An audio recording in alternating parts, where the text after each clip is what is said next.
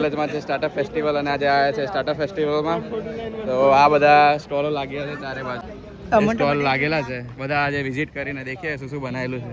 નવી કંપની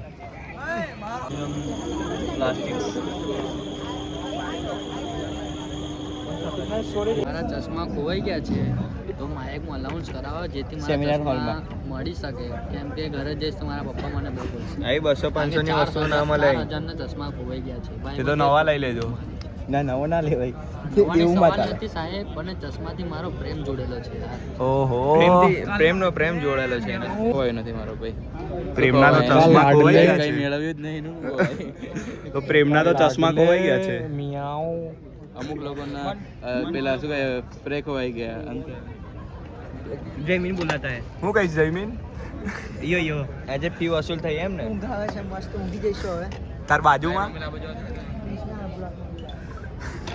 કંપનીના સીઈઓ આવવાના છે. તમે જો ફોટો આવે છે કે બીજા કોઈ આવે છે તમે અહીં જોજો આજના વ્લોગમાં.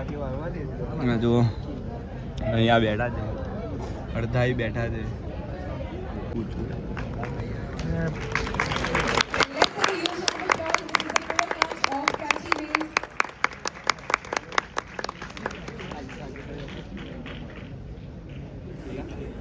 Thank you so much, sir. Let's have a huge round of applause for Mr. Jay Sidani, sir, CEO of PIARC Parallel University.